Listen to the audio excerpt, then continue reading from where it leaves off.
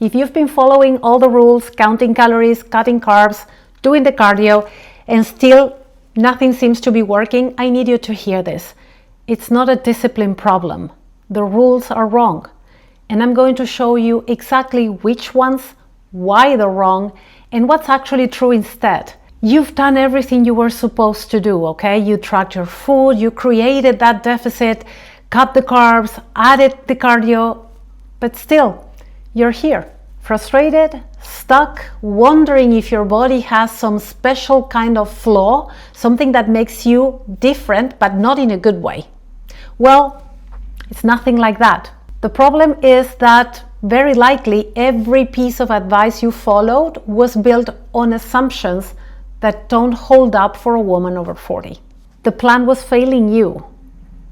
You were not failing the plan, okay? I'm Valeria Lopez. I'm a licensed nutritionist. I have 25 years of experience working with weight loss, and I used to teach measure your portions and calorie counting myself until I watched thousands of women do everything right and still get inconsistent results, which in my world means zero results.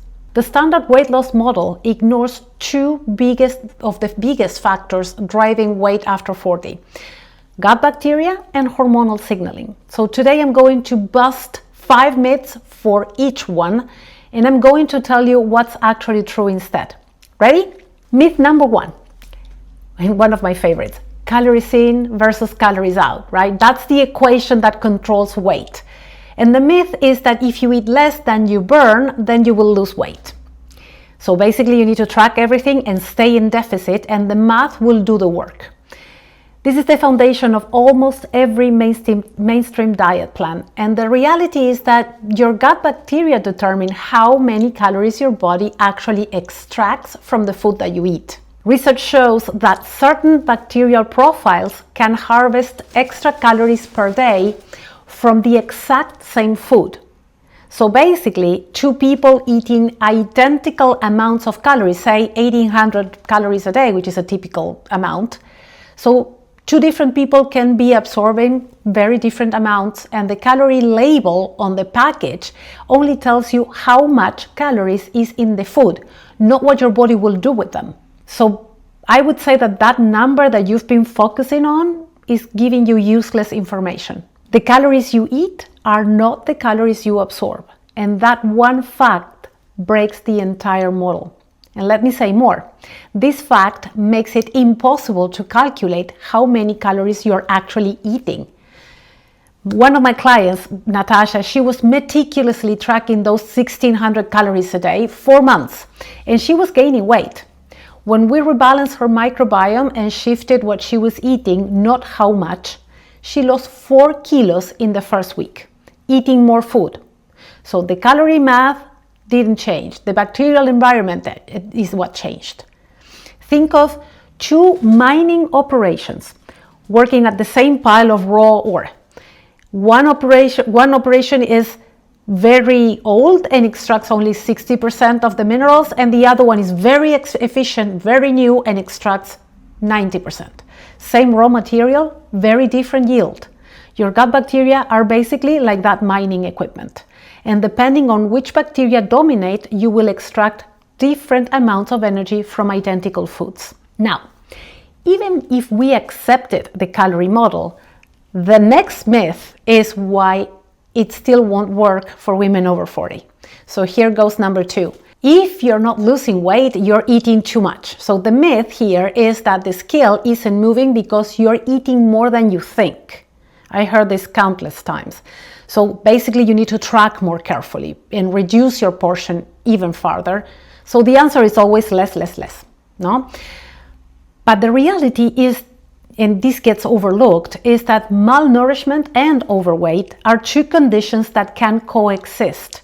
And they do far more often than people realize. Chronic restrictive dieting depletes the body of those nutrients that it needs to produce energy, balance hormones, and support the gut bacteria, the good ones, right? And restriction that is supposed to fix the problem is actually going to deepen that imbalance, slowing the metabolism even further, starving the good bacteria, and triggering the cortisol, insulin, spiral that causes more fat storage.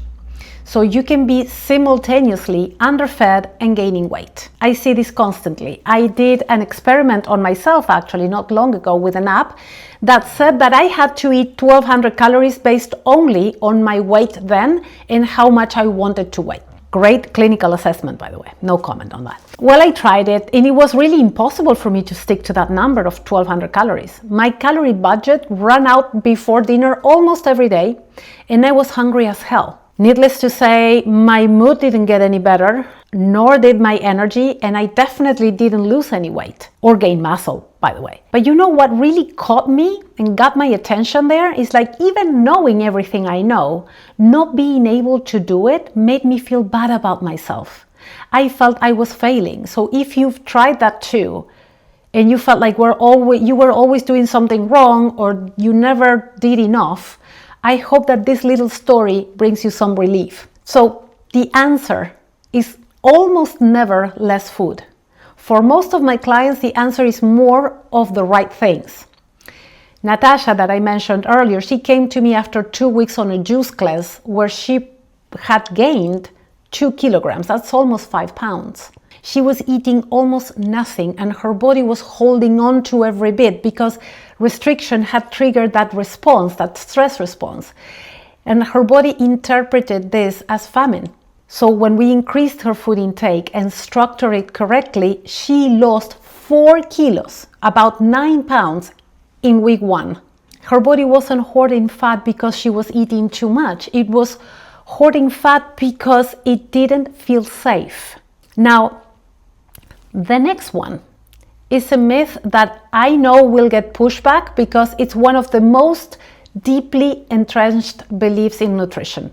If this is starting to land and you want to go deeper on what actually works, hit subscribe. I release weekly videos going through the full gut bacteria and hormone picture and breaking down exactly what to do instead. So hit subscribe now and I'll see you there. Now let's dive into myth number 3, shall we? I love this one. Carbs are bad and fat is bad. So the myth is that cut carbs to lose weight and avoid fat because it makes you fat and because it has a lot of calories, right? So basically pick one elimination strategy and stick to it like a robot. Now, this is fun. Here's the reality. Your microbiome actually needs diversity of fiber from complex carbohydrates to survive and thrive. And your hormones, estrogen, progesterone, cortisol, are literally made from fat and cholesterol. So eliminating either food group doesn't solve the problem. It reduces the microbiome diversity and it disrupts hormone production. And obviously creates new deficiencies that compound the original imbalance. So basically it's like adding a problem, really. So the real danger isn't carbs or fat, it's the combination of ultra-processed foods, chronic stress, and bacterial imbalances, none of which gets addressed by cutting out a food group. And, by the way, Diet Coke and Doritos, those are not a food group, okay? I'm sorry, I really needed to say that. Okay, so carbs don't make you fat, fat doesn't make you fat, and yes, fat has double amount of calories, but we don't care about that anymore, do we? Hear this. A disrupted microbiome and unmanaged hormones will make you gain weight, and eliminating food groups makes both worse. I regularly work with women who have been on low carb for years, doing everything right by that model, no? And still gaining weight, exhausted, with worsening hormonal symptoms, feeling really bad about themselves. But when we reintroduce the right complex carbohydrates and feed the microbiome and add back the healthy fats that their hormones need, they start losing weight. So the elimination was never the answer. The rebalance was, the structure was. But more importantly, supporting their body's needs rather than punishing the body for putting on weight, which is basically what every diet does, in my opinion. So please ask yourself, have you been eliminating a food group for 6 months or more without sustained results? If yes, the elimination is likely making the root imbalance even worse, not better. Okay, now I want to go into another myth that I think causes the most physical damage, because this one isn't just ineffective, it's actively making your body worse. And here's number 4. And the myth is that exercise fixes weight problems. Basically, if you're not losing weight, it's because you're not moving enough. So you need to add more cardio, push harder, because the effort, is the answer. One thing, yes, it might work at first, okay? And maybe it did work in the past. I hear women say, I should go back to running or whatever it is they used to do years ago. But the reality is that intense cardio, when you are already stressed, raises cortisol. And high cortisol increases insulin resistance, signals the body to store more fat, and basically around your middle, right? The other thing that it does is suppresses the hormones responsible for muscle building and fat burning. So for women over 40 who are already dealing with elevated cortisol, and this can look like stress, poor sleep, hormonal shifts, think life, school runs, rushing to work, coming home super tired and finding that you need to make dinner and you have nothing ready. That's the type of stress I'm talking about. It doesn't have to be something super special, okay? Now, in this situation, adding intense daily exercise is like pouring fuel on a fire. So strategically doing less and doing the right type of movement almost always produces faster results. Most of my clients actually need to reduce their workout intensity before their body will let go of weight. So more is not always the answer. Smarter is. And what this means is understand your metabolic situation exactly as it is today. So you can choose exercise through a metabolic tool perspective instead of thinking, I need to burn more calories. Here's proof. Charlotte, a mom of 3 with a full-time job, she was the typical Russian woman eating breakfast in the car with coffee on her way to work. Because if she skipped breakfast, which she had tried, of course, she had such brain fog that affected her performance at work. So she had done intense endurance training in the past and thought that the answer to her weight struggle, of course, was to get back to that. The problem here is that her body couldn't cope with that at 48. So we tweaked her workouts significantly, shorter sessions, different intensity, and prioritized sleep and stress management instead. The weight started moving almost immediately. She lost 17 pounds, that's 8 kilos in the first 7 weeks. And her body had been on a chronic state of stress. Exercise was adding to it, it wasn't solving it. So what actually works for exercise after 40, write this down, walking, it lowers cortisol and supports metabolic health and doesn't trigger a stress response. Strength training, because it builds muscle, supports insulin sensitivity and an appropriate cortisol response. Rebounding, I really love this one because it supports the lymphatic drainage and gut motility. And short intentional sessions, maybe 20 to 30 minutes, is usually more effective than a whole hour of exercise. Did you take note? Good, because the last myth is the one I find incredibly harmful because it's the one that convinces women to stop trying altogether. And here it goes. Weight gain after 40 is just menopause. Nothing can be done. So the myth is that this is just what happens because you're getting older and your hormones are changing and your body is changing and you have to accept it. It's normal at your age. God, I hate this. Okay, let's get real for a second here. The hormonal shift in perimenopause, 100% real. Estrogen decline, yes. Insulin resistance does increase. And the body does respond differently.